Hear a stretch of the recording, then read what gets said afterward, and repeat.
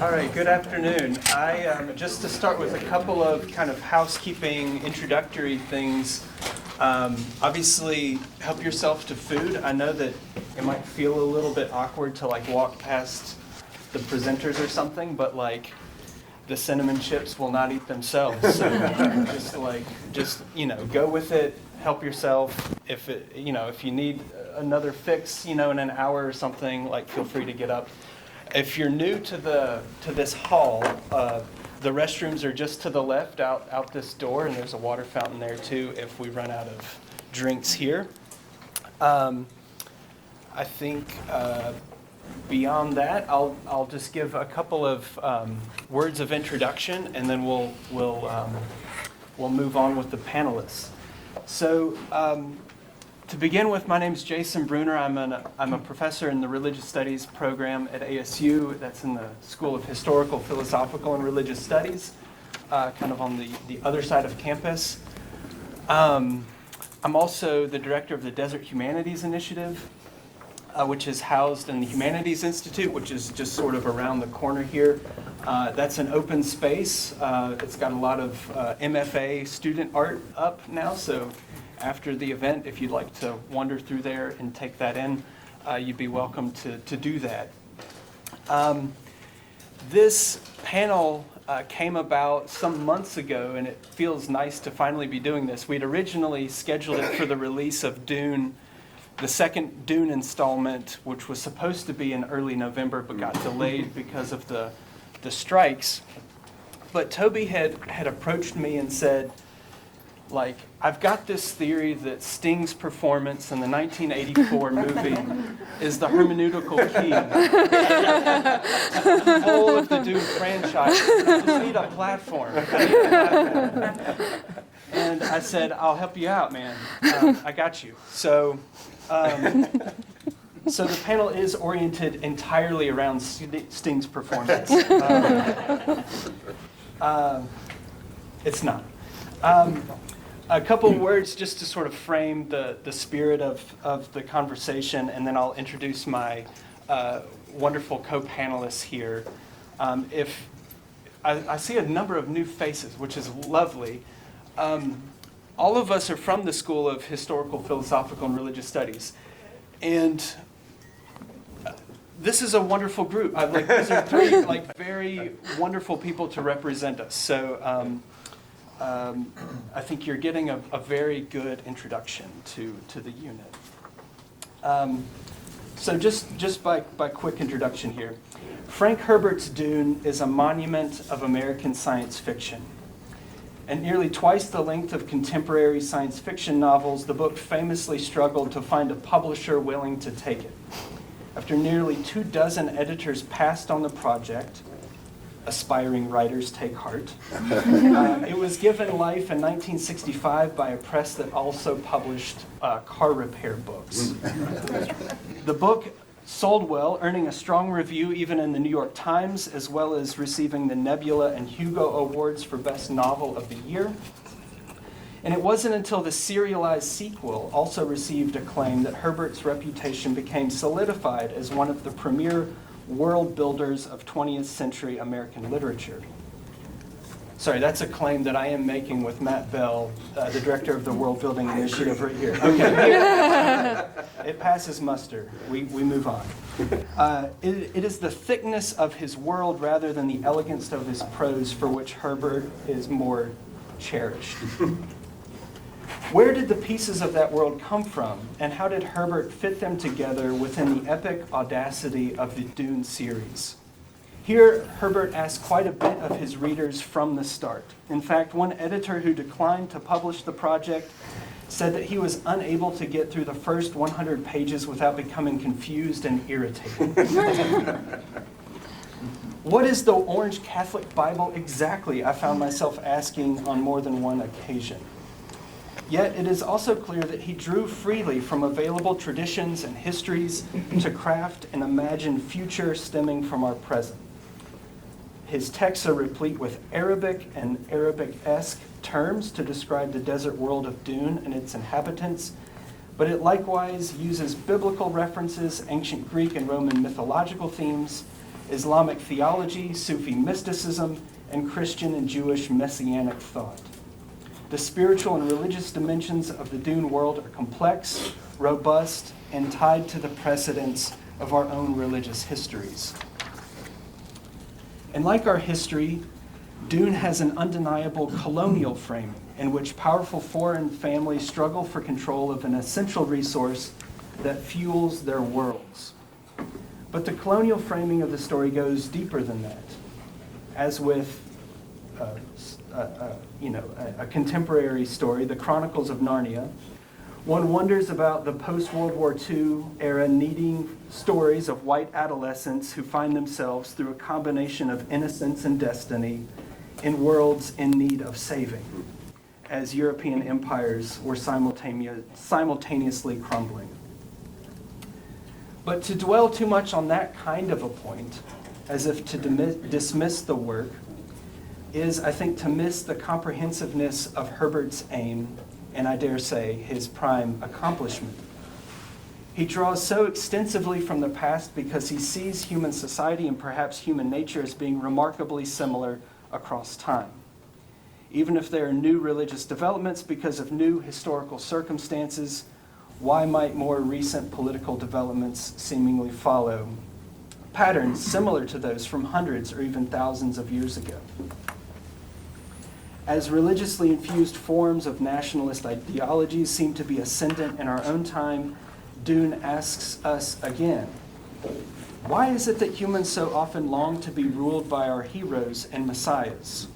What could possibly go wrong?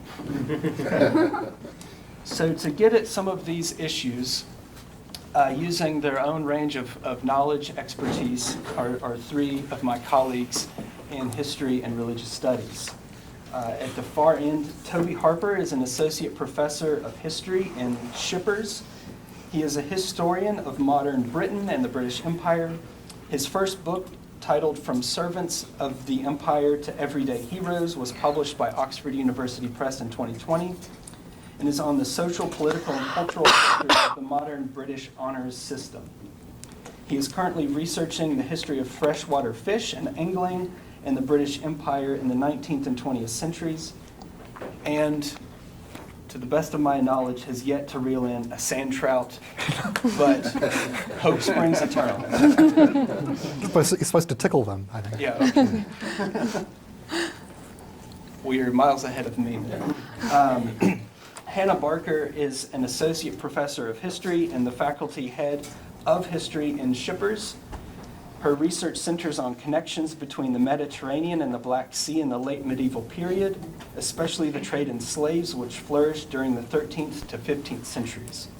Her first book, titled That Most Precious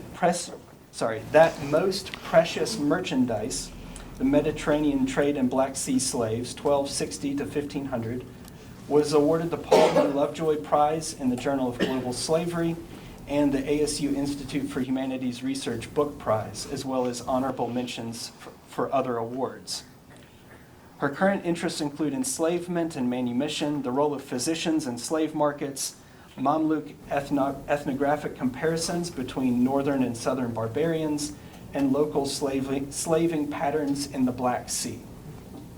And finally, Hsien Liew is an assistant professor of religious studies in Shippers. His research interests include medieval Islamic political thought, pre-modern Islamic scholarly culture and transmission of knowledge, and Quranic exegesis. His current book project, titled Preaching Pious and Learned Rulership in Medieval Islam, is under contract with Edinburgh University Press. That project examines the relationship between preaching and political thought in medieval Islam, focusing on the political discourses of help me with the pronunciation. Okay, Ibn al-Jawzi, a 12th century Muslim religious scholar and preacher in late Abbasid Baghdad. Through an intertextual analysis of political writings, preaching manuals, sermons, and historical and biographical writings, the work probes the interconnections between politics, rhetoric, and emotions. He was also just awarded a very prestigious fellowship at the Institute for Advanced Study in Princeton. So we will begin with Hsien and then go to Hannah and Toby. We'll have a brief conversation among ourselves after that and open it up to you all for comment and questions. So please go ahead. Well, thank you very much, Jason, for those introductions, and also thank you for everyone for coming. This is a really great turnout, and I'm really excited for the conversations after. So I'm just going to preface my talk and perhaps give myself a little bit of immunity in case I come under fire later on. I've not read the book, though I know I really should. So whatever comparisons I'm going to make today are solely based on the movies, unfortunately. I'm sorry. Spoiler alerts ahead. If you really don't know, now's the time. You can take you still have lunch. If you're really going to be bothered by spoiler alerts, maybe now's the time to exit. Go ahead. So my topic today is mainly about the Mahdi in Islamic history, and obviously, well, spoiler alert. Scene from the second movie. Obviously, if you've read the book, watched the movies, the main character, Paul Atreides, right, he's believed to be the Mahdi, right, by some circles. So I'm mainly chosen to talk about this idea of the Mahdi, mainly because my research focus is on medieval Islamic political thought, as Jason mentioned. And when it comes to the concept of the Mahdi, this is at a very basic level a religious concept in Islam. But in the early centuries of Islam, at least in the first few hundred years or so, Mahdism, as some historians would call it, would also acquire political connotations, and in some cases would also have tremendous political impact in medieval Islamic society. Okay, so first things first, very quickly, what is a Mahdi? Now, Mahdi is an Arabic word that literally means the rightly guided one or the guided one. In Muslim belief, the Mahdi is some sort of messianic redeemer figure who is believed to appear at the end of times to fight the Antichrist and in a way to bring justice to all of humankind. As the saying goes, quote unquote, to fill the earth with equity and justice before the day of judgment. So because of that, the word Mahdi is usually translated into English as either a redeemer or in some cases as a messiah. So in a way, kind of borrowing a term from the Judeo-Christian tradition. The concept of Mahdi is present in the two main branches of Islam, that is the Sunnis and the Shiites. In Sunni Islam, interestingly, there's not much attention paid to the figure of the Mahdi, at least when it comes to the mainstream religious scholars and mainstream Sunni legal writings, so on and so forth. You might see it in some apocalyptic writings, but these are more fringe writings in history. Even the identity of the Mahdi figure in Sunni Islam is kept pretty vague. Some say that the Mahdi will come from the descendants of Muhammad's daughter Fatima. Some say that he will share the same name as Muhammad, i.e. Muhammad ibn Abdullah. Now, as to when the Mahdi will appear, there are also different views. Some say that he will appear alongside Jesus at the end of time to fight the Antichrist.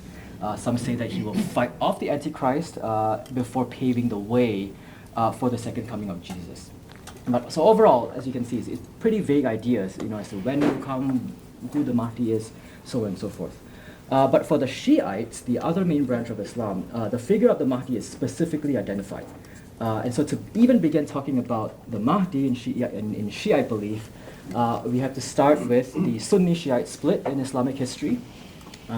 So just very quickly, in very, very broad strokes, the split began in the moments following the Prophet Muhammad's death in 632. According to the Sunni narrative, the Prophet did not appoint a successor, and so it was left to the Muslim community at large to decide on who to succeed him, who to succeed his political leadership of the community. So according to this narrative, the community eventually decided on the Prophet's father-in-law, Abu Bakr, as leader, and he would become the first caliph in Islamic history. The word caliph meaning successor. So in this sense, being a successor to the Prophet as the political leader of the Muslim community. On the other side, a small number of Muslims believed that the Prophet did designate a successor, and this was his cousin and son-in-law Ali. who married his daughter Fatima. And so these Muslims would initially call themselves the Shi'at Ali. So in English, this means the party or adherents or the supporters of Ali. And this would eventually be shortened to just Shia. So that's how you get the term Shiite Muslim, which means the party. Now, in terms of what the scope of this authority is, Abu Bakr, according to Sunnis, theoretically, I'm saying very, very broad strokes theoretically, only inherited the Prophet's political authority, but the Shiites believe that Ali inherited both the Prophet's political and religious authority as well. And so Ali was not only called Caliph, he was also called an Imam by the Shiites. Imam is a word that means leader in general in Arabic, but in Shiite belief, this Imam takes on a very, very expanded sense of a leader. And the Shiites believe that an Imam can only be appointed by the previous Imam instead of being selected by the community at large, as was the case with Abu Bakr. Whereas for the Sunnis, they have, a more varied way, more diverse ways of installing a caliph in power. But for the Shiites, it's strictly designation by the current Imam. And so with this, as time went on, there was bound to be disagreement, right? When you have explicit designation, right? A disagreement as to who the previous Imam appointed as successor. And indeed, there were many such disagreements in the course of Shiite history. And so today, when you talk about Shiite Islam is not just one unified, homogeneous body. In fact, it consists of many, many different branches. So here's a chart, just for starters, of just how many branches of Shi'ism that we have today, even today in the modern world. Now, the majority of Shiites belong to a branch called the Twelvers, but the second largest branch is called the Ismailis, and this is the branch that I think is most relevant to Dune when it comes to the main storyline of the book itself in the movie. Now, the Twelvers and the Ismailis, in their early history, share a list of common imams up till the sixth imam, named Ja'far as-Sadiq. And after the death of Ja'far, who died in 765, there was disagreement over who he actually appointed as his successor. The majority of Shiites say that it should be his younger son, Musa, who should have succeeded him. And so because of this, this group of Shiite would be later called the Twelvers. But there was another group who said that it should have been Ja'far's older son, Ismail, who should have succeeded him. And so because of this group of Shiites would then be called the Ismailis, because these are the Shiites who pressed for Ismail's claim to succeed his father. Now, but for the other Shiite groups and the Sunnis, these claims sounded pretty dubious. Their opponents would say that Ismail had actually died before his father. Some would say that Ja'far actually removed Ismail from the line of succession. So that there were all kinds of theories going on at the time as to why Ismail wasn't supposed to succeed his father. But the Ismailis, however, would produce a set of counterclaims saying that Ismail was not actually dead, but was actually in hiding somewhere, and that he actually had a son named Muhammad. So this is Muhammad ibn Ismail, and the belief is that Muhammad would return at the end of time as the Mahdi. Now, the Ismailis would develop a very, very elaborate scheme of theology and history that I do not have time to go through. I would be happy to talk about it in Q&A. But going back to actually, kind of his historical events, things were pretty quiet for a while between Ja'far's death in 765 right up till the late 9th century. But shortly before the year 900, in a small city called Salamiyya in Syria, this is all the way to the left, the right of the thank you, Jason, the green shaded portion. In a small city called Salamiyya in Syria, a man named Ubaydullah very suddenly declared himself a Mahdi. right? So I think with this you can kind of see kind of shades of Paul Atreides, in this picture, right? But then here's the problem. The majority of Ismailis at that time in places like India, Iraq, or Iran did not believe in Ubaidullah's claims to be the Mahdi. They wanted to, in a way, continue to fight and continue to wait till the arrival of Muhammad ibn Ismail himself, whom they claim is the real Mahdi. All right, so without any support from the vast majority of Ismailis, and also facing persecution from the Sunni Abbasid Caliphate at that time that was based in Baghdad in Iraq, Ubaidullah and his Syrian tribesmen fled westward to North Africa, where they found a receptive audience for the message among the local Berber tribes in a mountainous region in western Algeria, and these are called the Kutama Berbers. The Berbers themselves had a lot of things going on. They had their own fight. They were actually very frustrated with the current ruling regime in North Africa, and so many of them found Ubaidullah as a very, kind of appropriate rallying point, and so they rallied around Ubaidullah and launched a revolutionary movement with him. So, I think the fact that Ubaidullah had to rally these tribes that were not of his own kind of speaks to this idea of foreignness, which I think is emphasized a lot when it comes to Paul Atreides, right? The Mahdi figure who's an outsider, but eventually assimilates and gains support of the locals. And eventually Ubaidullah was indeed very successful. He eventually founded a new caliphate in the year 909 called the Fatimid Caliphate.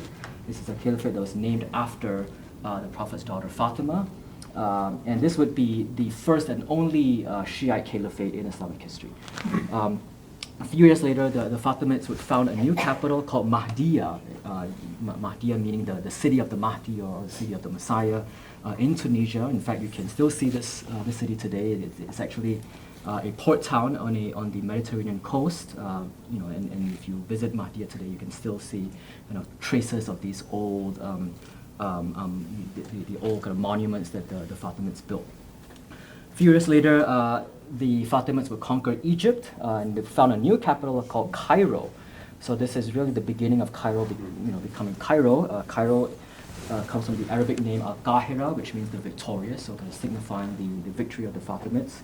But in any case, by this time, by the time we get to the year 1000, we have a total of 3 caliphates in the Islamic world. You have the Fatimids that ruled North Africa with their capital in Cairo. You have the Sunni Abbasid Caliphate that previously had a very large empire that was also included parts of North Africa, but it had now dwindled down to just Iraq and with their capital in Baghdad. And of course, you have the Umayyad Caliphate further west in Spain.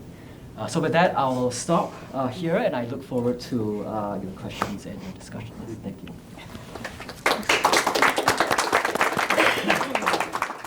All right, so we have to switch the PowerPoints.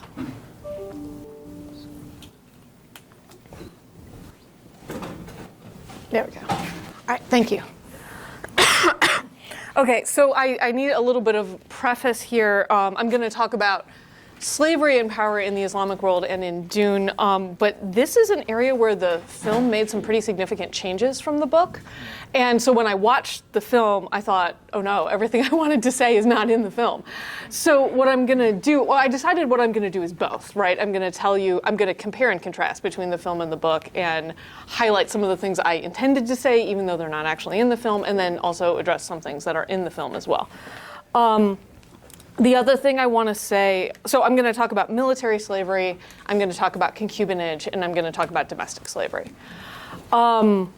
The other thing I want to say is that I'm going to generalize a lot, right? There are some common practices of slavery across Islamic societies, and that's what I'm emphasizing on. There are variations on this in specific historical contexts, and since we only have 10 minutes, I'm not going to get into all the specific historical contexts. I think what Frank Herbert is doing with this is kind of pulling on these general concepts. It doesn't strike me as being tied to a specific historical context, so I think that's the way I want to talk about this. I want to mention also there is slavery in other parts of the medieval world, right? I'm going to focus on the Islamic context because that's our focus for the panel today, but there's also slavery in the medieval Christian context, Jewish context, other areas we could look at as well.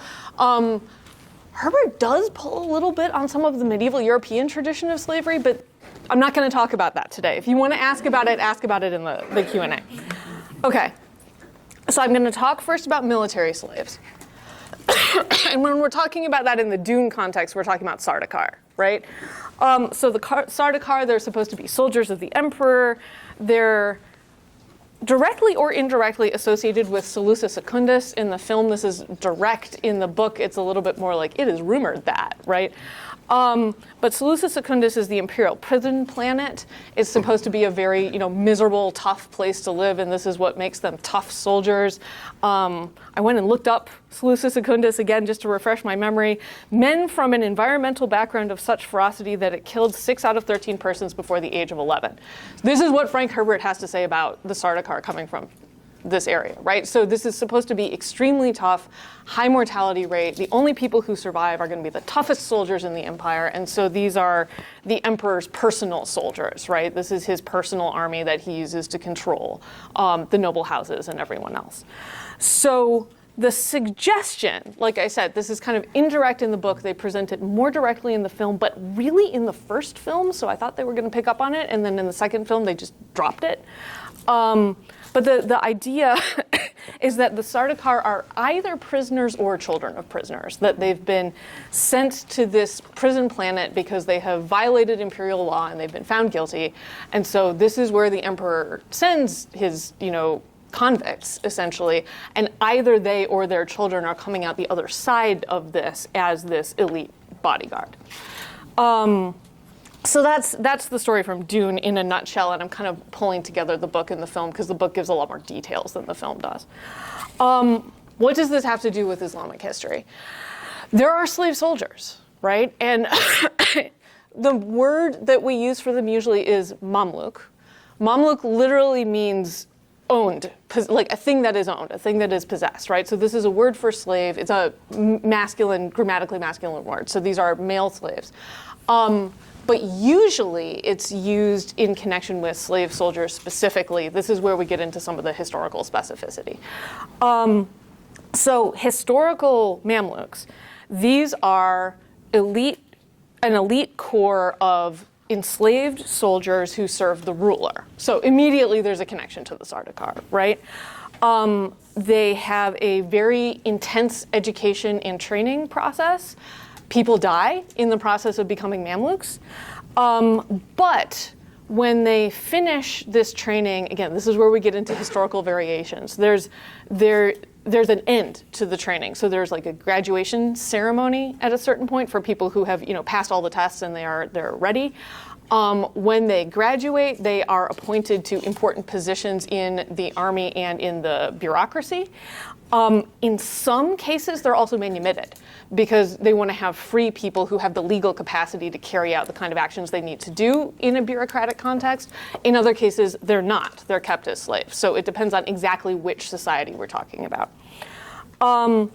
But the theory behind this, when you're reading medieval Islamic military manuals and political manuals and advice to rulers and things like this, the theory behind it is that if you have your sort of bodyguard, the ruler's troops are drawn from local people, they have local connections, right? They have family ties, they have other priorities, they have other allegiances, they can perhaps be turned. If you have slaves, they have no connection to anyone, right? All their family ties have been severed by the act of enslaving them. And the ruler is the one who, on the one hand, has put them through this very intense training process. On the other hand, the one who is able to reward them with positions of military and political power. But if that ruler falls, if someone else takes over, they're all going to be killed because that's going to be part of the transition, the power transition. So they're considered to be more loyal than local people, the ruler's own children, et cetera, because everything depends on the ruler, and if he loses power, they also will lose power. Usually Mamluks are purchased. They're purchased as children from among war captives. They're usually not direct war captives, or there are some exceptions to that. They're not prisoners. So this is an area where the Sardaukar are kind of going in a different direction. Because the whole point is to pick and choose the most promising boys to be put through this training. So what these have in common when we're looking at history and Dune in connection, is the idea of using power relations of slavery to force children to go through this very intense kind of dangerous training process, and also to brainwash them into being loyal, right?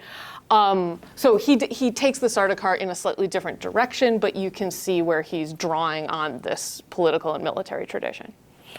Okay, second thing I wanted to mention was concubines. So in the film, we have Jessica and Chani. Who are they? In the film, this is portrayed as being a monogamous society. So Jessica is Duke Leto's wife. Chani is effectively Paul's girlfriend.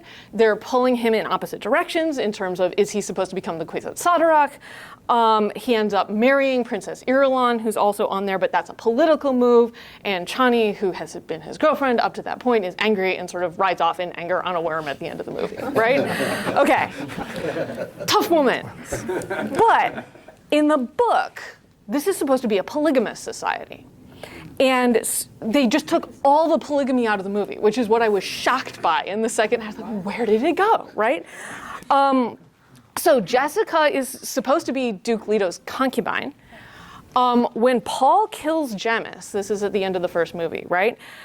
With Jamis's death, he had a wife, Hara, who doesn't show up in the movie at all, right? So when he kills Jamis, he takes on Hara as his own wife. Right? So Paul has a wife for most of the duration of the movie. He's not in love with her, he doesn't sleep with her, but she is part of his household and he has a responsibility to provide for her because he killed Jamis.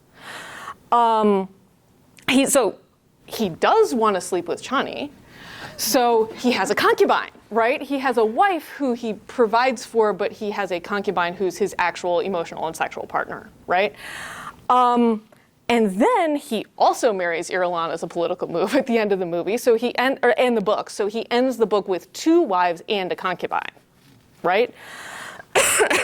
And the ending is really interesting. So in the final scene of the book, this is like the throne room. They've just defeated the emperor and killed Feyd-Rautha and all this stuff, right? And he's saying, I will, marry Irulan, and this is how we're going to do the transition of power, right? It's going to be through a marriage alliance. Chani's a little bit skeptical. And in the book, Chani and Jessica are talking to each other. They're working together, right? They're not in opposition to each other. And Jessica tells Chani, Chani, we who carry the name of concubine, history will call us wives. And that's the last line in the book. As opposed to the last line of the movie, which is, oh, now we'll attack the great houses, right? So it casts the entire story in a different light. And so when they didn't use that last line, I was really surprised. So I'm running out of time, so I need to hurry up. When we're talking about this in historical context, I want to talk about the Walid. So in concubinage, right? So it's not necessarily involving slavery. You can have a slave concubine. There are also free concubines. But this is a power relation that goes one way.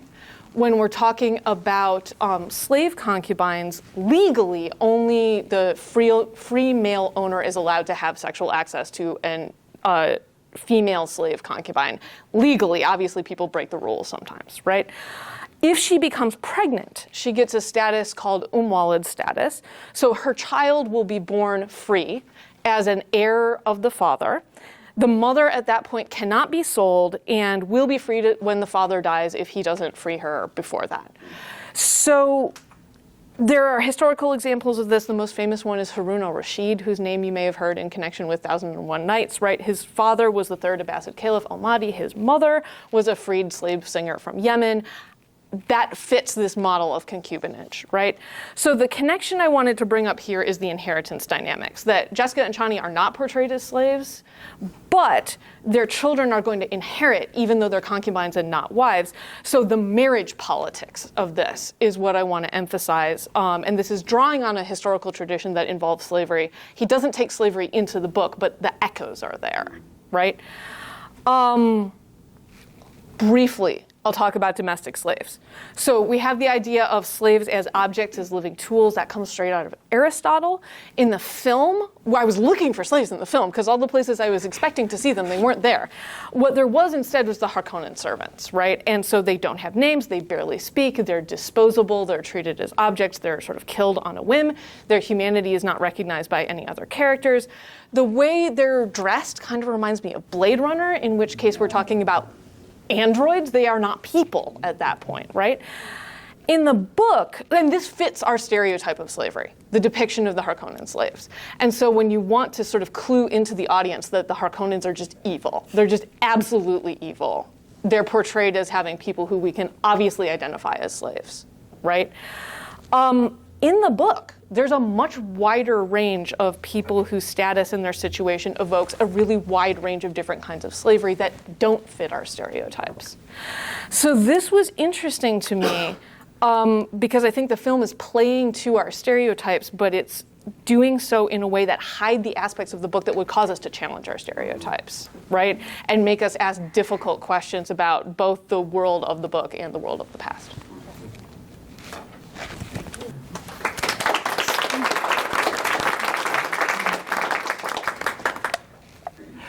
Okay, so thank you, everyone. Particularly, thank you, Jason. Do you want a PowerPoint? Oh yeah, if my PowerPoint's there, you can get it started. I've got a couple of prefatory comments, which I'll just what. Jason made joke about Sting, but I was really into Dune, especially when I was a young adult. It was actually the kind of vehicle for one of the most important friendships of my adult life was a mutual interest in Dune. So much so that if you know the Sting song "Desert Rose," there's a line in that which is "I dream of God who's in the." Oh, no, sorry. I dream of gardens in the desert sand. And for years, I misheard that as I dream of God who's in the desert sands because I was thinking of Dune. I think Sting was thinking of Dune when he sang that song as well. But God, I dream of God who's in the desert sands makes a lot more sense looking at Dune, especially some of the later books. Anyway, so today I want to just briefly kind of run through some connections, some definite connections, some textual connections in terms of what Frank Herbert was doing between sort of late 19th, early 20th century, early through mid 20th century empire, especially in the Middle East and Central Asia, and kind of the kind of tradition of imperial romance, of imperial power fantasy. So I've called this desert power fantasies. You can see here's quite an old, at this point, holiday photo of a desert that I actually, I think I took this photo. Somewhere in very much the desert that Herbert maybe, that a lot of the kind of Western imagination of the desert has in mind, which is the Sahara Desert. Okay. We'll start with these two images from immediately after World War I from the British Empire. So these are recruiting posters for the Royal Air Force, the British Air Force. And you can see there are a couple of things going on here. In the left one, you've got this idea of seeing the world, a promise to working or middle class British men that if they join the Royal Air Force, they get to experience a bit of the exotic world beyond the British Isles. And on the right, though, is a really interesting one. It's harder to find a copy of this one. I tried to find it online, but I had to go back to this photograph I took in a museum in London many, many years ago, which is the same message of join the Royal Air Force. But in this case, it's depicting Bedouin men bowing down, presumably to Mecca, but the way the image works, it looks like they're bowing to the aircraft flying overhead. Join the Royal Air Force, and not only do you see the world, but you also become a kind of god in a way. And both of these ideas are playing on an older but a really popular kind of power fantasy about empire that has a lot of currency in British writing, British fiction, British non-fiction at the turn of a century through the early 20th century. Two of the books that are really important with this, because they were books that Frank Herbert definitely read and he definitely used, you can see their fingerprint, or you can see echoes of both these books throughout Dune, are Lawrence of Arabia, T.E. Lawrence's Seven Pillars of Wisdom, a autobiographical, probably substantially embellished account of his campaign during the First World War, kind of promoting the Arab Rising against the Ottoman Empire in service of the British Empire. And then a much less famous book, Leslie Branch's The Sabres of Paradise, which is about an early 19th century kind of resistance to Russian expansion in the Caucasus. I won't go into too much detail about that. It definitely influences Dune in a lot of ways, a lot of the language, a lot of the terminology that Herbert kind of puts into Dune, he's borrowing from this book. But I want to kind of dwell on kind of what the power fantasy is, what the vision of the desert and of desert people is in this style of literature. And to do that, I want to, here's an illustration from the first edition of The Seven Pillars of Wisdom, which he published in 1926, which was a big success. It was a very popular book, very influential book, both because it built on and kind of helped to reinforce stereotypes of what the desert was and who desert people were. For people like Lawrence, the desert was both a place to present as being alien and different, but also a place of self-realization. Lawrence went there. In The Seven Pillars of Wisdom, Lawrence describes both the shock of encountering a different culture and different customs, but also the kind of the lure of them, in going there, in living his life as a different kind of person.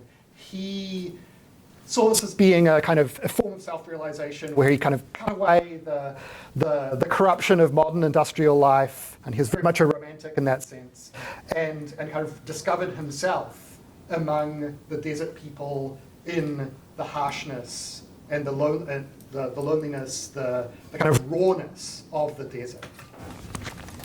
You can see this too in another quite different British writer from around this time, Aleister Crowley, famous as an occultist, a very eccentric figure, a kind of notorious figure at his time. And one of his core kind of occult experiences was traveling to Algeria, in this case, with a friend, and undergoing and performing a series of magical rituals in which he kind of stripped away his selfhood. They were kind of like various forms of sex magic with his friend. And you can see in the language here how he saw the desert as being a place where he could encounter some kind of exotic spirituality, where in being separated from the life he was familiar with, he would kind of discover a special kind of relationship to magic in this case. So I'll use a term that I've just kind of come up with of desert romance here. That this is this idea, kind of very Orientalist idea, that in the desert you can find this special, different, magical world that enables you to understand yourself better, and it kind of empowers the individual Western male traveller to kind of discover, in Crowley's case literally, new magical powers that he previously had been unable to access. Okay, so I think you can see a little bit about how these power fantasies about what the desert gives you in Dune. This is the story that T.E. Lawrence or Aleister Crowley or a number of other writers, kind of this imperial power fantasy is very much the story that Paul starts out undergoing in Dune, and that he kind of goes through. Paul's list of superpowers is kind of ridiculous. He starts the novel as being someone who has like superhuman control over his body, whose brain he's trained or other people have trained him, is like literally can operate as a computer. And as the novel goes along, he kind of piles up more and more superpowers on top of this. He ends the novel with a kind of ridiculous kind of laundry list of superpowers and of political connections, which make him enormously powerful. But as the movie kind of makes pretty clear, and as a lot of people have been talking about in the aftermath of seeing the movie, this is a tragedy. This is a disaster. With all that power comes constraint. The more power he acquires, the less choices he's able to make. And it's interesting to go through the book and read where it talks about choice and his capacity to choose. I think what Herbert was doing that was novel in relation to these power fantasies, or was different, was a little bit different. I mean, not novel necessarily, but the direction he was taking us, that was different, was a kind of deconstruction of the superhuman. That in the end, all the power, it's not that power corrupts, it's that power constrains. That the more power he acquires, the fewer choices he can make, the less choice he has. This is a tragedy for Paul. His power destroys him. And it's a tragedy for, and a lot of other people. It kills billions of people. And for the Fremen, who's kind of authentic, and the movie is very much picking up on these themes, whose kind of authenticity is co-opted by this outsider, and whose own power is unleashed on the galaxy as violence rather than what they really want, which is to unleash that power as part of the ecological transformation of the planet. Okay, I've got about half a minute left. So for that half minute, I didn't really like the second. I really liked the first movie. I didn't really like the second movie, and I think we can talk about that if that's where people want to go. But I think one of the differences. Here we go. What is power in a desert? So one of the challenges for making this into a movie is that there are a lot of things going on, and the movie chooses to focus on politics and to a certain extent on economics. It kind of cuts out a lot of the culture and a lot of even some of the religion and a lot of the ecological fable, which is really weird because you'd think that in 2024 the ecological fable or the ecological parable, in Dune would be one of the most interesting parts. But I think one of the challenges that the people who made the movie clearly were facing was that they were struggling to explain the kind of underlying complex systems of the ecology which are central to the story that Dune tells. And I think I asked this last question, and I have this photo because there's something weird about this photo. This is a desert. This is North Africa. This is outside Cairo. There's a giant cloud. The Fremen dream is to transform the desert of Arrakis, of Dune, into a garden, to change it from desert to non-desert. This is complicated in the book, but it is a driving force of the book's story, and the relationships between the different components of the Arrakis ecosystem are really, really important to the story. And I think that's really what I missed most of all in the movie. I'll finish there. And yeah, we definitely welcome some discussion and questions.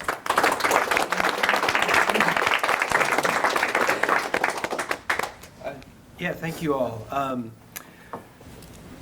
Toby, I think the question you've left us with is one that maybe I'll just kind of return back to the panel. I think it's a really interesting one.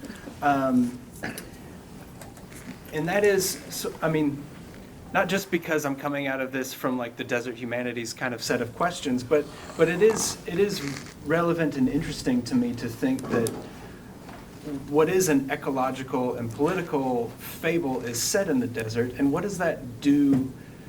How does that shape sort of how we talk about political power in its relationship to ecology? Like why does Dune work in a desert and it doesn't work in a forest? Might be another way of asking the question. So I think the engine of the plot, this aspect of the plot in the book, comes back to what Hannah was talking about in relation to harshness. This idea that harshness creates power. That harshness, through harshness, with a sufficiently large population and a few generations of evolution. And I think we haven't talked about Dune as a very eugenic book, eugenics-centered book story. That this can create a kind of stronger fighters who can then exercise power, and that's there's a nonsense. Well, sorry, there is a scene at the end of a movie where the Emperor tells Paul that he betrayed the Atreides because his father, Paul's father, fought with his heart, not with his head. That's not in the book. That's kind of it's a very, very weird scene because the reason's very clear in the book. The Emperor is afraid of the Atreides because the Atreides are close to developing a strong enough army to defeat the Emperor And with the human resources of Arrakis, there's even more potential for that to happen. That this comes down to who has the strongest soldiers. So I think a lot of it comes down to the idea of the harshness of the climate. But I think also the idea of a treasure in the desert, that the spice is there as the resource that everyone wants, because it's the essential resource for this more than a society, for this empire. And I think the idea of the precious resource being in a desert has a resonance to it that it needs to be the wilderness. It needs to be harsh. So I can build on this a little bit. So this idea, so the idea that harsh environment makes people tough and therefore good soldiers. I mean, this is drawing directly on a really widespread sort of medieval idea of environmental racism, right? That the conditions in which you're born, the conditions in which your ancestors were born, shape you both physically and mentally. The thing that's interesting is when you're looking at, so they're purchasing these children to become Mamluks. Where are the regions of the world that are considered, like our world, right, that are considered to produce really tough soldiers? It's not the desert, it's the steppe. So a lot of people are being taken from the area that's kind of north of the Black Sea and east of the Black Sea, which is the area that I'm studying in the trade that I study. But when you look at sort of, it's interesting because when I'm looking at, the 13th century, the 14th century, that's the area that people are looking to. But then when people in that time look to the past, they do also talk about the desert. They talk about the Arabian Peninsula and sort of early Islam as a time when, men were men and everyone was tough. But now we've become decadent, And so there's this sort of like self-criticism going on at the same time, which maybe you want to comment on. But I think that, so there's not just one ecology that can produce toughness, but desert is one that's associated with a particular kind of toughness. It's definitely not the city. Not the city. Cities are inherently decadent. Yeah. Snow? No, that's another one. Yeah. Hsien, you want to? Yeah, I'll add to that to say that, so again, this is again, result of me not having read the books. I believe in the book there is mentioned a Kitab al-Ibar, right, which is not mentioned in the movie. And this Kitab al-Ibar is an Arabic term that means the book of experiences, the book of lessons. And it's actually a book written by a 14th century thinker called Ibn Khaldun. So Ibn Khaldun was a historian, he was a polymath, he was a jurist, did everything. But today he's very famous for having written a book called the Muqaddimah, which in Arabic means the introduction. Now this is an introduction to his longer history book called the Kitab al-Ibar, which is about 7 or 14 volumes long. But the Muqaddimah, the introduction, is actually 3 volumes long. So it's an introduction, but it's actually today is often studied as a book, as a work in itself, as an independent work in itself. And in that work, he has a very interesting theory of history. It's a very cyclical theory of history where the basis of it is that he says there are 2 kinds of civilizations. Two kinds of people. One is the Bedouins, who are from the desert, and these are, like what Hannah and Toby mentioned, the stereotype of the tough, the Bedouin living under rough environments. And you have the sedentary urban populations who are, in his opinion, are soft and, they are used to luxuries. And what he says is that usually what happens is that these Bedouins will eventually, they are living in harsh environments. They will start to form like very powerful groups, very powerful revolutionary movements, and these movements will eventually topple the urban civilizations. And these Bedouins will eventually gain power, and then they become part of the urban elite. Then they will be used to luxury and lives. And then what he would say is that it takes 4 generations for things to go in a cyclical manner again. You have another desert group, Bedouin group that will overpower this sedentary group, and this cycle goes on and on. But what is interesting about Ibn Khaldun is that this theory is clearly kind of inspired by his experience in he was a North African thinker, so it was his experience with the Berbers and these kind of tribal conflicts at that time. But what is interesting about Ibn Khaldun is that he says that this theory is universal.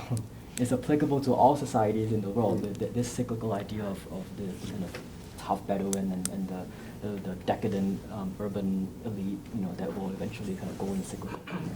So I think that that there are traces of this in Dune, and I think this is kind of one of the textual lineages of the story. I can say that. I'm going to ask one question to the panel, and then I'll open it up to others. But Frank Herbert seems to, as you've very, very clearly shown, seen the past as a resource for thinking about the future. And I think this is an interesting kind of topic, I think, to address. I mean, in the idea that as you imagine other worlds, even very distant ones, thousands of years in the future, he still sees, he quotes Augustine, for example. He quotes all kinds of other, or alludes to them, seeing these very much as informing, conditioning, a part of the conversation of even how this sort of distant, chronologically and certainly sort of geographical proximity to the planet Earth, folks are thinking about Paul and all of these developments. And you could put that in conversation with other kinds of ideas, like if we go into new worlds, are past ideas likely to be more helpful or harmful to them? Can you sort of use the occasion of Dune then to kind of think about those sets of conflicts or tensions or creative possibilities of how, in what ways might even the distant past help or hinder thought about what might come in the near distant future?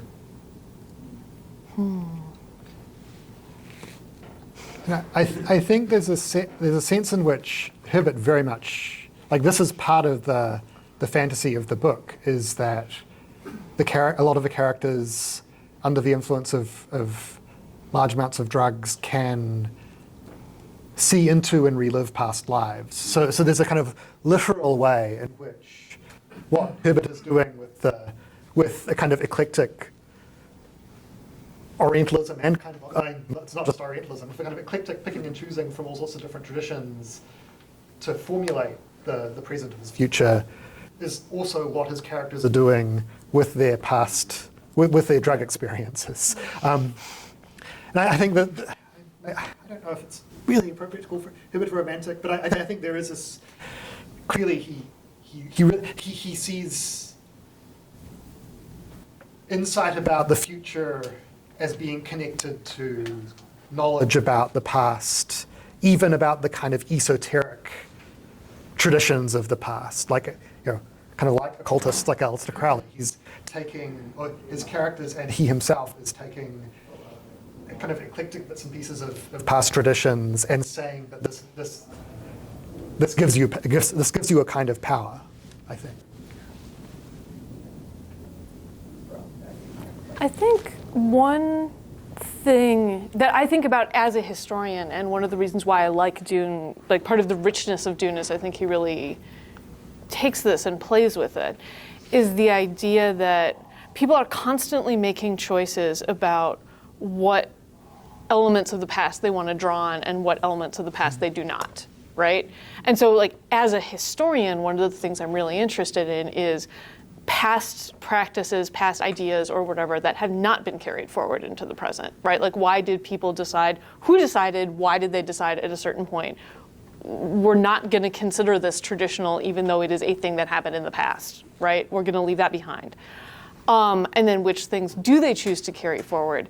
And then they recombine them in all kinds of interesting ways that on the one hand, you can say, well, yes, there's some tradition that this is based on, but on the other hand, the way it's being used now is not a way that the people would recognize where this is coming from.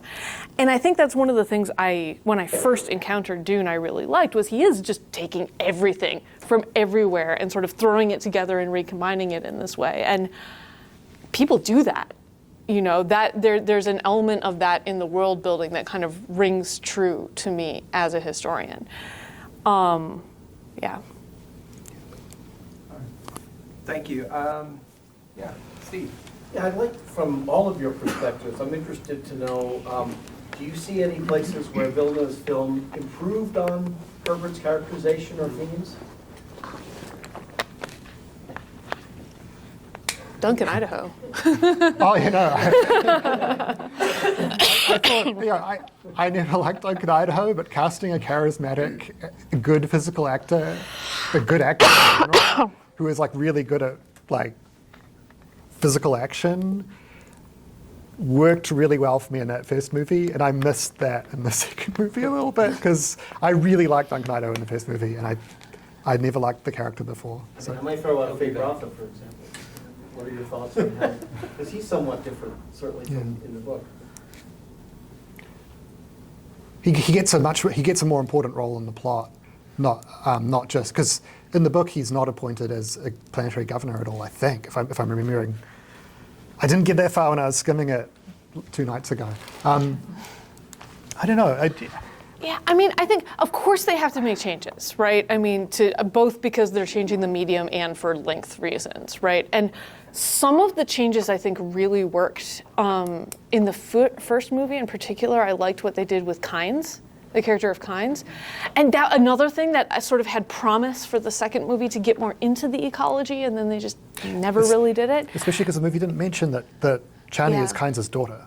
Right. No, that was what I got in the idea. So I thought, I mean, there are things that are great about the movie, right? I mean, I think the casting is generally good. I like what they did sort of visually, sort of creating a visual world. And some of the things that they didn't do in terms of building on the culture and the religion, there are at least the little bits and pieces there that you can see. But I did also like the first movie better than the second. I think the first movie sort of held the promise for developing some of these themes in the book. And I don't know why, but the second movie didn't fully. They picked a couple and they dropped a bunch of others, which was a little disappointing. I tend to agree, so thank you. Yeah, please. One of the things that I really liked about the books and the movies in general was the whole theme of the guild that was going through it, and I haven't really heard much about. There is a lot of strong female leads in the book and the movies, and I felt that it felt really flat in the second movie especially, but I was wondering, especially when you talked earlier about the Mahdi, and when he's coming, and where is that in Islamic history, maybe where there's a strong group of female leaders or a strong female lead that really guides the fate of what Paul Atreides is really doing, because he's taught, for centuries this guild had this ultimate plan to really create this person. So I was just wondering if that is something that somewhere in history that is reflected, or there's a character like that. Are you talking about the guild or the Bene Gesserit? Oh, the Bene Gesserit. Thank you. There you go. Thank Thank you. Yeah. I cannot think of kind of a huge like a female-led movement right now at the top of my head, but I think in terms of female characters in Islamic history, I think going back to what Hannah mentioned about the Walets, many of these would go on to play a very prominent role in politics usually, because I mean, especially with the Abbasid Caliphate, the Fatimids,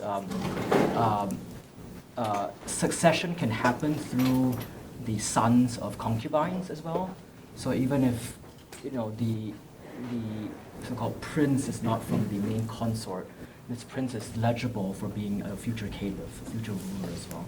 And so you tend to see, what you see in Islamic history is kind of courtly struggles between different walats in trying to get their own son up in power.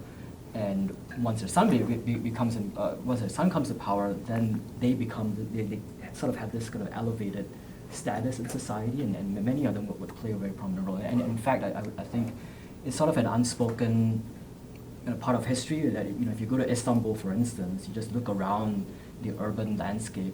These fountains that were founded and established in the Ottoman Empire, many of them were actually founded by many of these walets who become queen mothers, and many of them had a lot of money, and so they would sponsor public works in public charity. So I'm, maybe not leads, but at least kind of important behind the scenes players, I think, in Islamic history.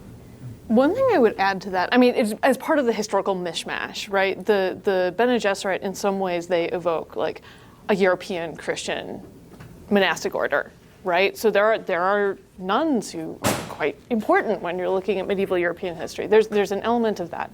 But there's also, I mean, what you were saying about the Walids, I just wanted to mention in particular, there's one, Shahrazad, who becomes a ruler in her own name.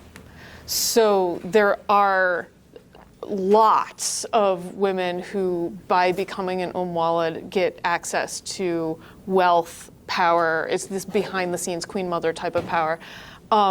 The situation with Shahrazad is a little bit complicated, but essentially her husband dies, her son is too young to inherit, it's the middle of a war, so she's just, I'm giving the orders now, right? My husband's loyal bodyguards, who are all slaves, will obey me, and they do. So she was of slave background. By that point, she had been freed, so she's a former slave, and that was part of why she was able legally to rule, right? But there are coins minted in her name. She sponsored mosques and other kinds of major building projects. So rarely do you have someone who really steps out like that, but she's sort of one example. I'm not sure which of your two hands, Avalon, and then we'll go to your right after that. So I want to actually go back to your question about why the desert was chosen for Dune. And so I've actually read all 8 books in the series, and about midway through the series, the book that focuses, I think her name's Sierra, they go into a lot more detail because then Dune goes back to being forested and lush and green. And basically the whole culture and ecology of the planet is destroyed. The political situation becomes even more oppressive than it was during this first. Both of these movies are based on just the first book. There's a tyrant who controls everything. Everything's under the direction of him and his fish speakers, which are his guards. And you have this idea that the sandworms, which are these sacred creatures and the embodiment of Hsien Liew, they're suddenly extinct or practically extinct. There's only one left.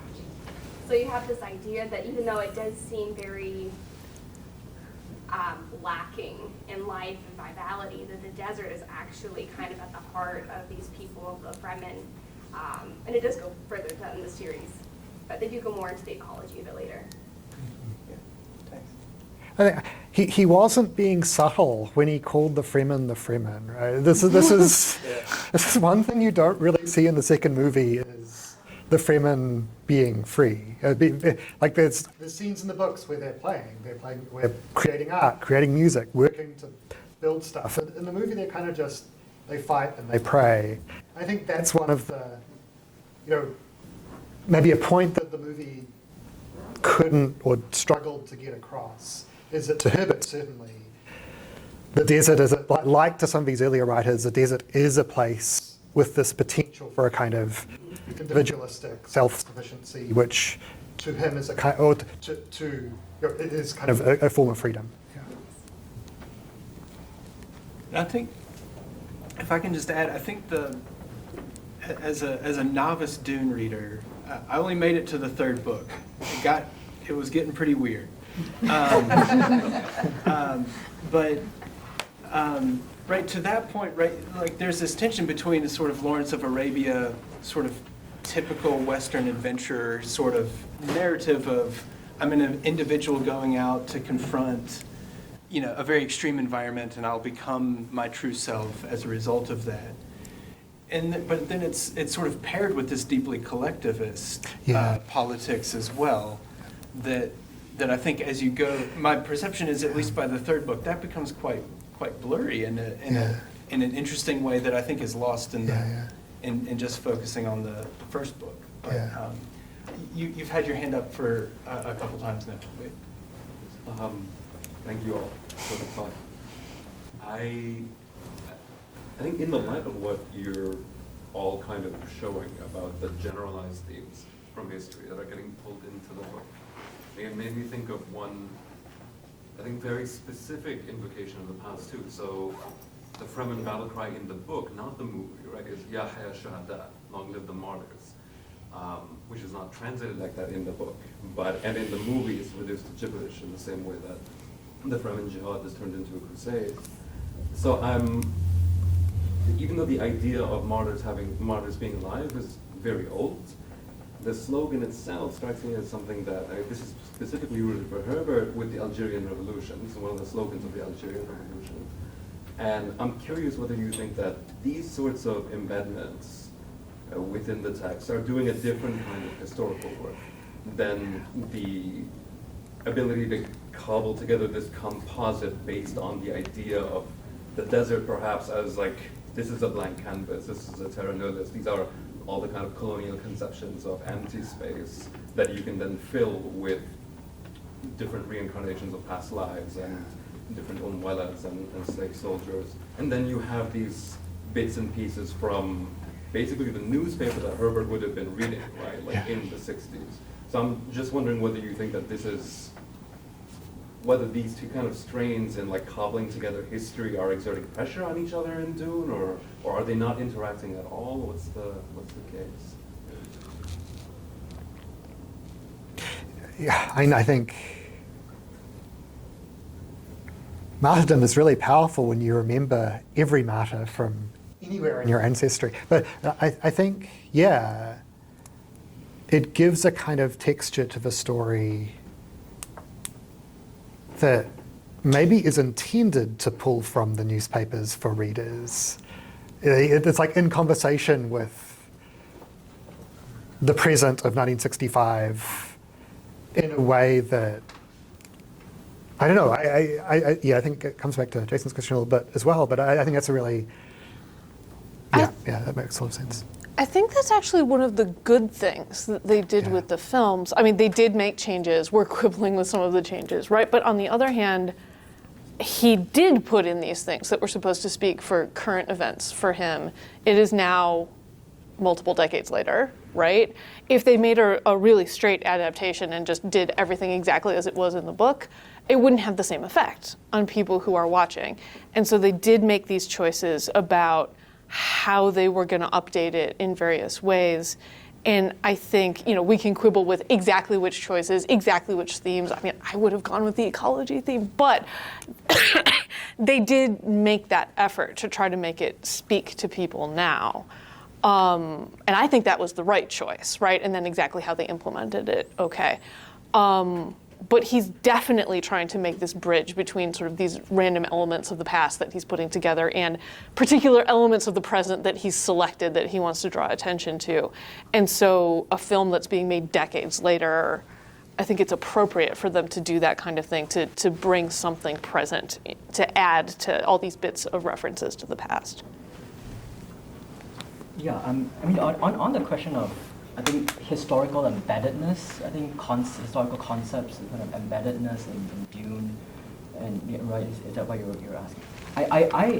I was actually, I mean, on one hand, I mean, as somebody who has just watched the I mean, on one hand, as a historian of Islamic history, I mean, it's quite exciting to see these things, but at the same time, I also kind of help but feel at times it's a bit crudely kind of strung together in some respects. Taking different Arabic words and putting them together, and I mean, especially with, things like, like Yashuf Shuhada, for instance, right? I mean, that's clearly not what it would mean, say, right, in the original Arabic, right, to some extent. But I mean, I kind of find it interesting, and also interesting in perhaps pointing towards, kind of dangers of charismatic leadership, and also can't help but feel that there's this kind of resentment, kind of a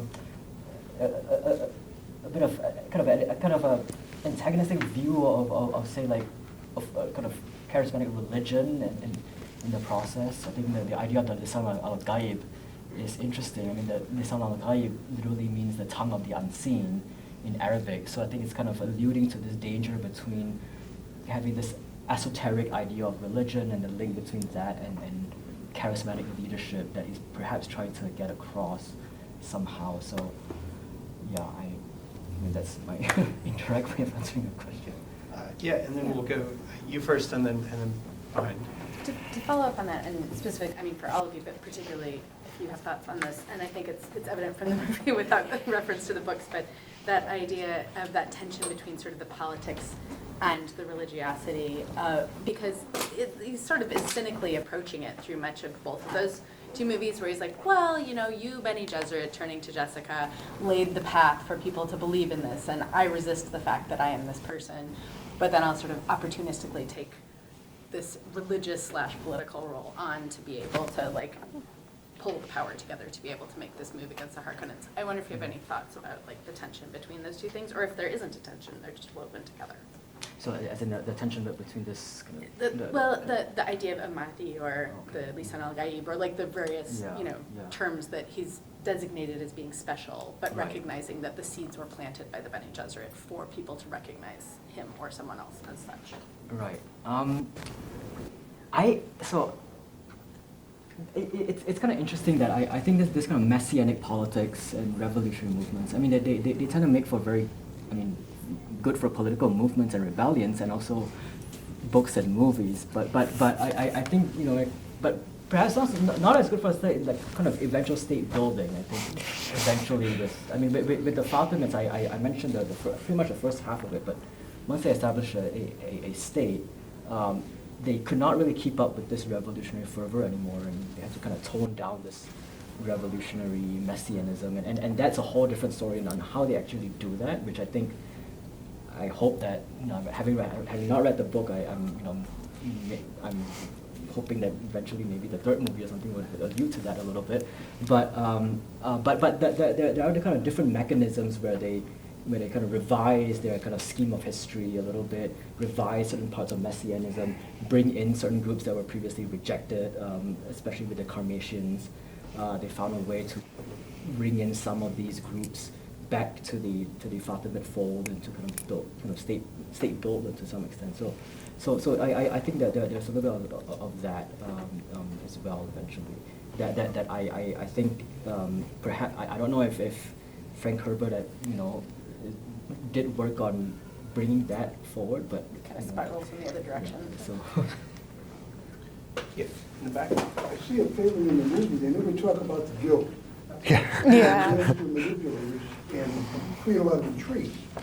They're never mentioned, and I believe they look different than the Harkonnens or the totally different, more alien-like, if I'm correct. I read the book 40 years ago, so you got to forgive me. But they never talk about it, and that's a very important part. And where would they fit into the Islamic world? In regard, I know they're the merchants, and they're the manipulators of the spice, and they control the spice. And when they're out, everything falls apart. And that's the idea, is to get them out of it.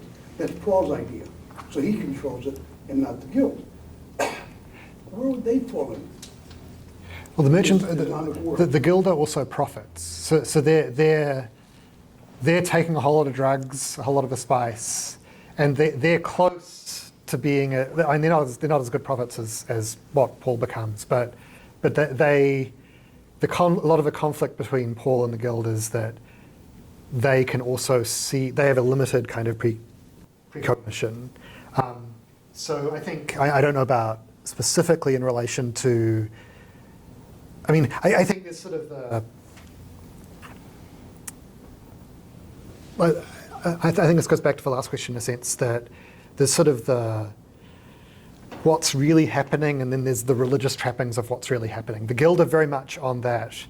They are manipulators, as you say, who are operating in this more scientific frame where they are... Greed. They're strictly greed, not science. Yeah, they're strictly greed. Well, one detail which, again, is important, like vaguely important from the book, is that the Fremen are also in relationship with the guild. They are paying them off because the guild have spy satellites which see that the Fremen are transforming the planet. And the Fremen bribe the guild with smugglers for spice, which is what the guild... I mean, ultimately the guild want spice. It's like a circular thing, that they need spice, so they accumulate spice. So their greed is for their own drug that is essential to them, I think. But I think, in terms of the Islamic world, I'm less qualified to... Well, I kind of view the whole political structure as like a commonwealth, right? You have the emperor, but at the same time, the emperor is kind of weak. I mean, you have the Harkonnens and these other houses that are kind of militarily stronger and have more political might than, say, the emperor, who's to me reads like a symbolic figure. And in the movie, I think he's depicted as such as well. He's many ceremonials, does not really have any political power. And this, I don't, it kind of brings to mind the Abbasid Caliphate in Islamic history, where you have this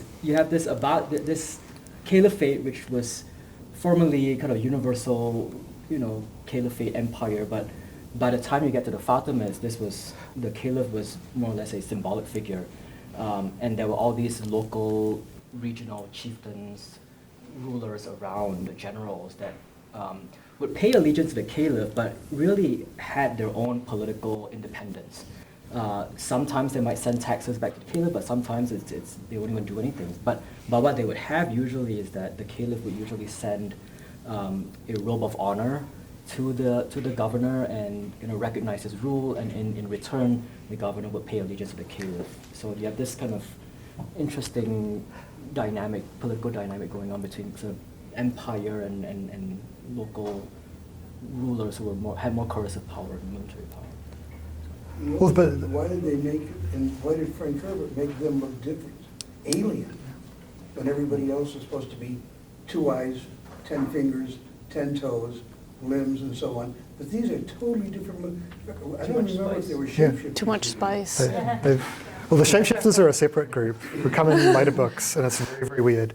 But yeah, they've just taken so many. I think this goes back to how Paul's character changes. That Herbert, this is a critique of the Superman. That the Guild are sort of have become inhuman because they have taken in so much spice in order to acquire the superhuman powers that they need to be able to navigate between the stars without computers.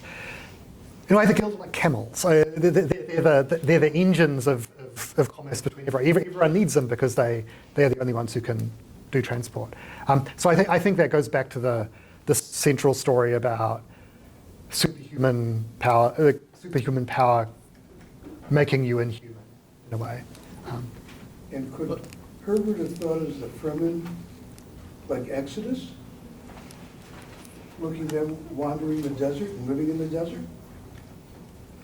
That is implied by some of the text, I mean, although it's a fairly distant Trying to implication. go for Yeah. their freedom and then winning it when they cross the promised land and so on, and conquering everything with Joshua and so on and so on and so on. Could they have pulled in that Jewish kind of heritage? There is an implied diaspora in the past, but it's not super clear in the text. And Blake, I think we're at, I'll give you the last question, and then maybe if you can stay after for a minute, we can continue. Yeah. Okay. So I really liked Dune Part 2, but one thing that kind of was strange to me, kind of rubbed me the wrong way, was how, especially when you think about the adaptation, is how the belief, the religious belief of the Fremen, or some of the Fremen, is sort of used almost for comedic effect, like Stilgar especially. Like, people laughed a lot in the theater when Stilgar's like, he's overcome in a kind of dramatic and a little bit ridiculous way, which strikes me as a very 2020s take on a lot of this, extremely cynical, and a difference, I think, I don't know what you guys think, from the book, and definitely something that deviates from sort of the historical models that we're looking at. What do you think about that? The book doesn't use the word fundamentalist, Yeah. Which I think the movie leans on pretty heavily. So I agree. I agree. I mean, and I think in the book there is the idea that religion is sort of a manipulative force.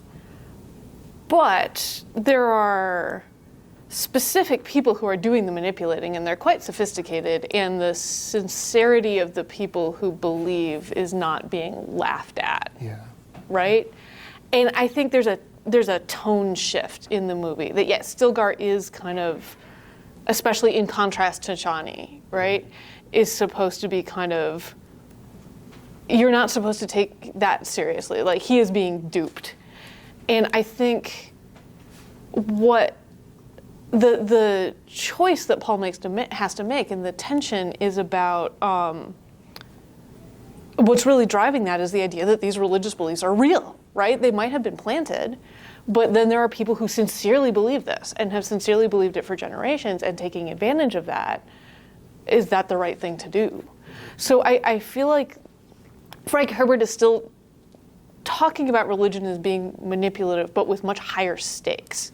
And I think in the movie, the religious stakes become this sort of joke and not something that we should really take seriously as part of the tension. Partly maybe because they make it a generic, I mean, there's no sense of what the Fremen religion is in the movie. It's kind of this generic fundamentalist religion. It's just kind of there. And they did a few things, very unsuccessful things to kind of de-Islamicize Fremen religion in the movie, and they just don't work, because what is the Fremen religion in the movie? It's, it's just people praying and kind of... And shouting Lisam al Ghaib. It still sort of looks like Islamic prayer, though. Yeah. Right? Yeah. I could say, they didn't try that No, hard. Yeah. On the note of not trying that hard, I don't know how else to wrap it up, but to say thank you all for taking the time to share from your both your expertise and your creative, interesting, and informed readings of Dune and the movie. Thank you all for taking the time to be here with us, and so join me in.